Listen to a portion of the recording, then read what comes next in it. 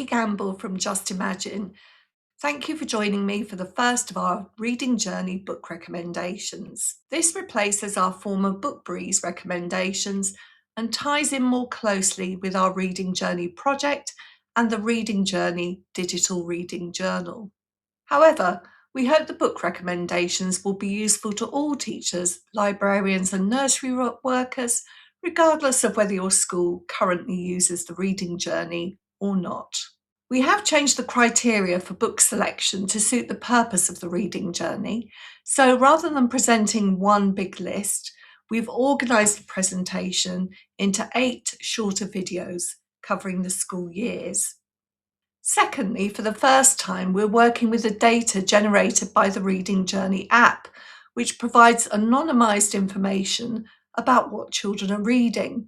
With thousands of books being uploaded to children's bookshelves every week, we're developing a comprehensive picture of children's reading choices. Together with pupil interviews, these provide valuable insight into children's reading preferences and motivations to read. So, in our quarterly selections, you will find books chosen primarily to appeal to children. However, we've also used our expertise to curate collections that nudge children to broaden their reading repertoires and make adventurous reading choices. Our position is to value children's reading preferences while also opening up the world of reading by offering choices that may not be as visible through mass media channels, supermarkets, or the high street. Each selection includes a variety of genre and formats that will suit children with different levels of reading attainment, in line with the general spread you would expect within a year group.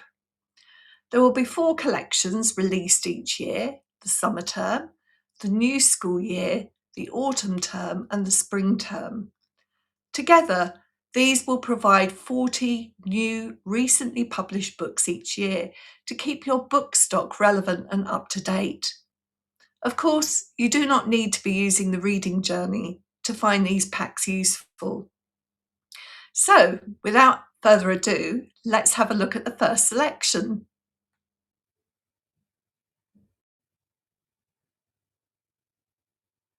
On the left, you can see our summer collection for Year 1.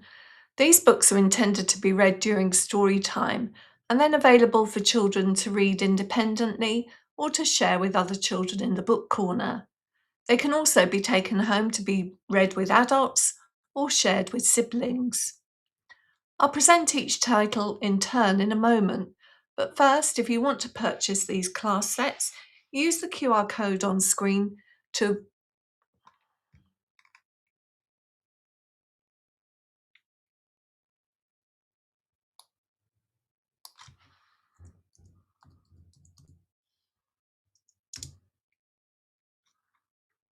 On the left, you can see our summer collection for Year 1. These books are intended to be read during story time and then available for children to read independently or share with other children in the book corner. They can also be taken home to be read with adults or shared with siblings. I'll present each title in turn in a moment, but first, if you want to purchase these class sets, use the QR code on screen to order them at our discounted price. Schools can pay by invoice with the authority to purchase or by credit card. We're starting our collection with Oh Carrots, written and illustrated by Mariajo Ilustrajo and published by Frances Lincoln. This book is now available in paperback.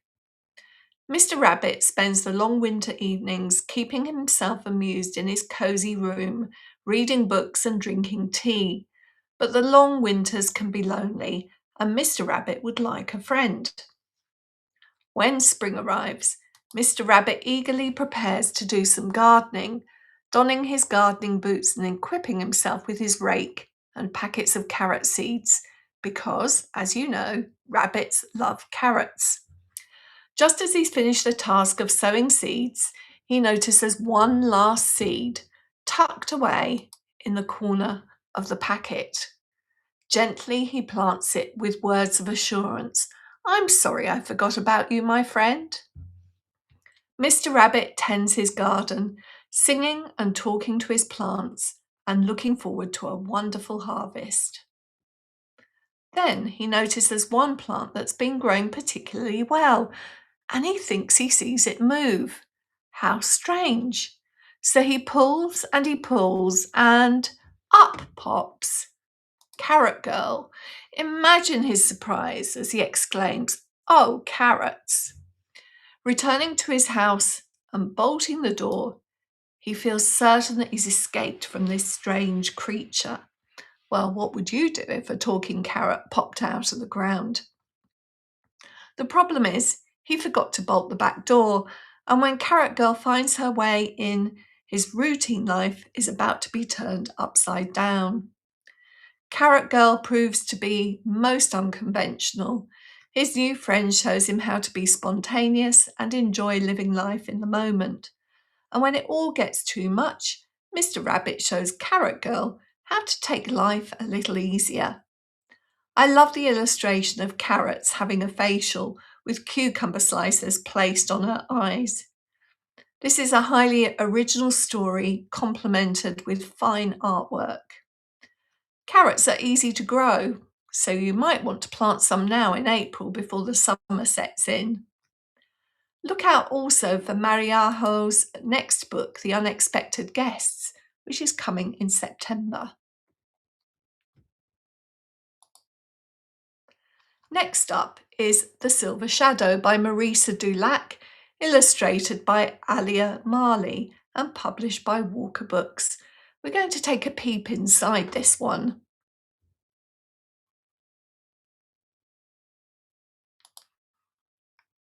Gareth P. Jones runs the funniest school events, and his sense of humour is at its peak in this picture book, Chicken vs. Egg.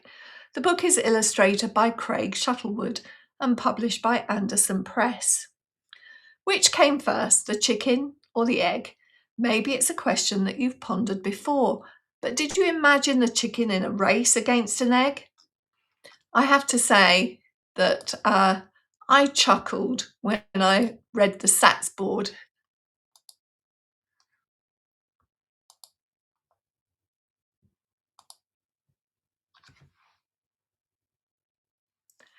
Gareth P. Jones runs the funniest school events, and his sense of humour is at its peak in this picture book, Chicken vs. Egg. The book is illustrated by Craig Shuttlewood and published by Anderson Press. Which came first, the chicken or the egg? Maybe it's a question that you've pondered before, but did you imagine the chicken in a race against an egg? I have to say that I chuckled when I read the SATS board on this spread here. It's going through the SATS.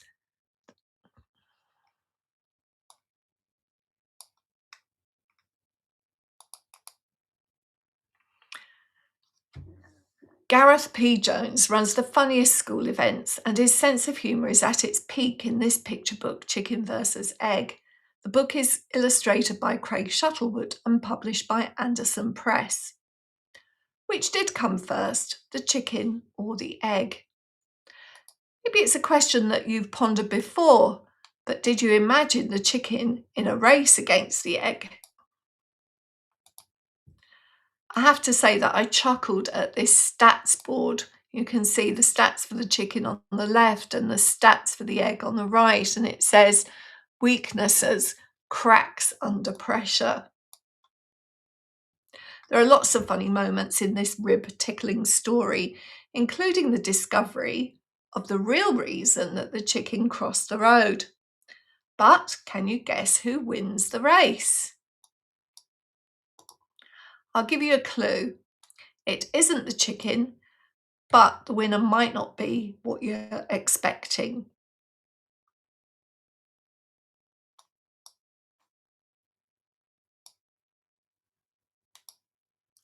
We're sticking with farmyard animals for our next book, Old MacDonald on the...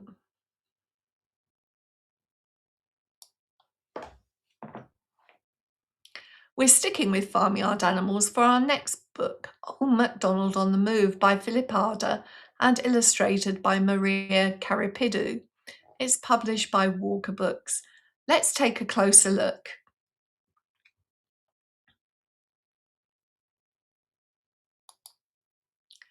There's more house moving in our next book, See You Later, by April Suddendorf and published by Flying Eye.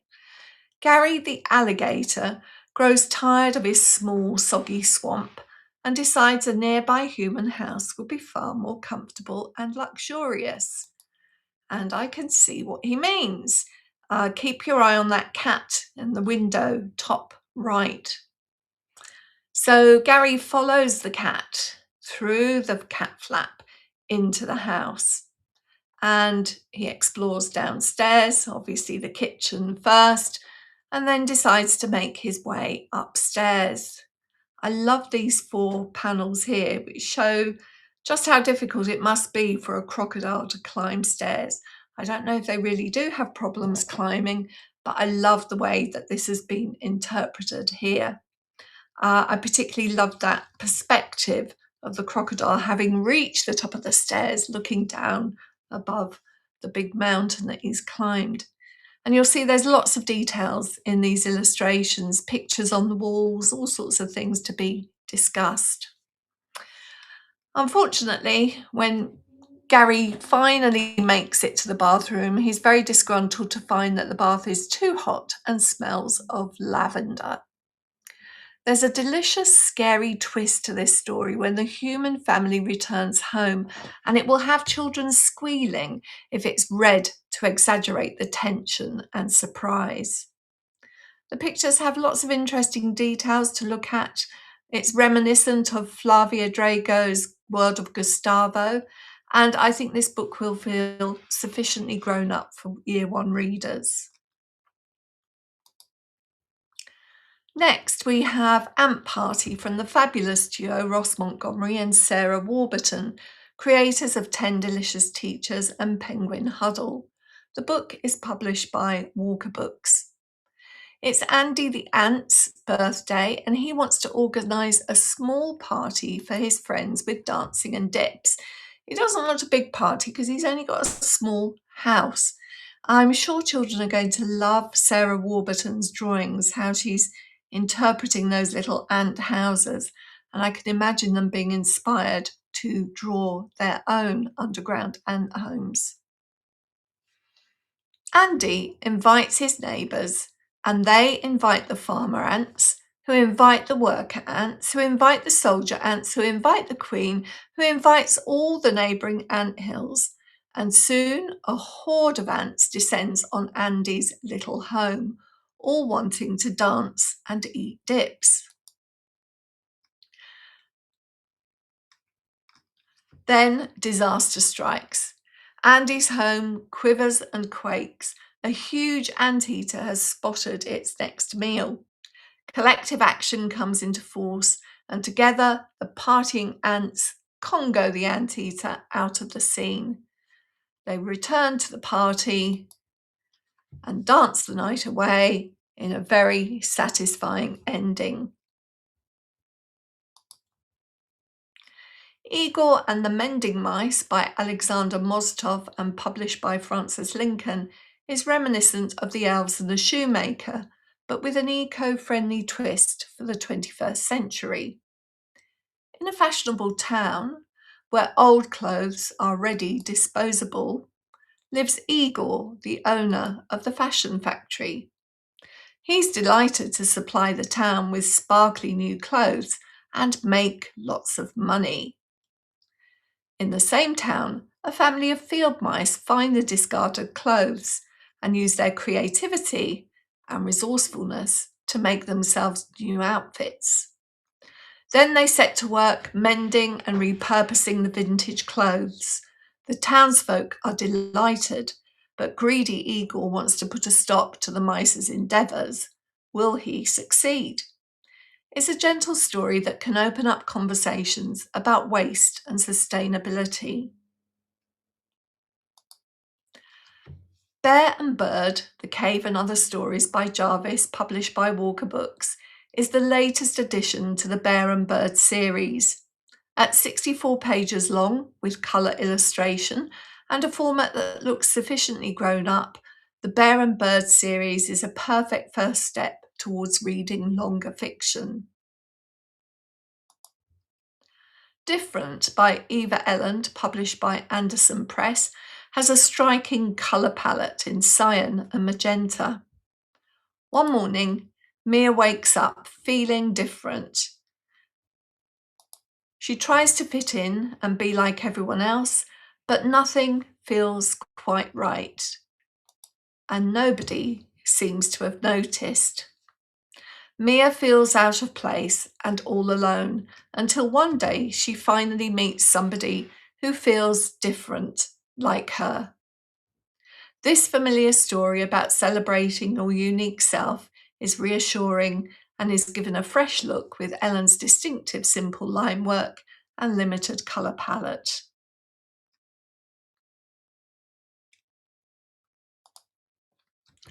Finally, our non-fiction choice is Charlotte Gullane and Sally Agar's Don't Call Me a Dinosaur. It's published by Words and Pictures, and we're going to take a look inside this one. Don't Call Me a Dinosaur is a fun, fact-filled adventure that aims to set the record straight. And going on an adventure is this little girl and her toy toucan.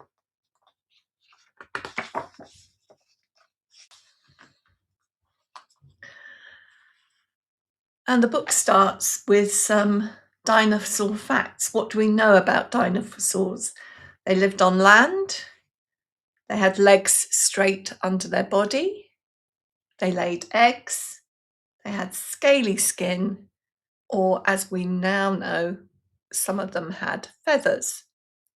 So having established some of those basic facts, we then go on to an adventure to this prehistoric jungle. And the first creature that they see, they are sure must be a dinosaur. It's got slimy skin, sharp teeth, and mighty jaws. But no, it's not a dinosaur. It's a Metaposaurus. And a Metaposaurus was an amphibian. And we know that one of the main differences is the skin type. So that's what we learn on this page here. So moving on, they next see some what they think are flying dinosaurs. These have beaks, 2 feet, and curvy claws on the ends of their wings. Of course, this is not a dinosaur, it's one of the pterosaurs, and in this case a pteranodon. Main difference being, of course, that they could fly. And on to the next one. This creature under the ocean, but I'm sure the children will notice that it has flippers and not 4 legs. Don't call me a dinosaur, I'm a plesiosaurus.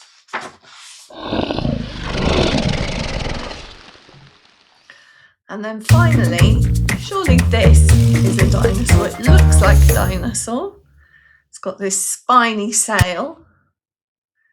It's got a swishy tail. And it does have 4 legs. No, this is not a dinosaur. Take a look at those legs again. They stick out rather like a lizard's from the side rather than being straight under the animal. And it is in fact a Dimetrodon, not a dinosaur. Oops, sorry, now we know, they say. So that rounds up this selection. I hope you found this useful and that you'll join me again in July when I'll be presenting the collections for the new academic year. If you'd like to find out more about the reading journey, we're offering schools a month's free trial this summer. Please get in touch with assistant@justimagine.co.uk and we can set you up. Please note that the reading journey is only available to verified schools in the UK and internationally. It's not available to individuals or to other companies. Until the next time, have a great term. See you then.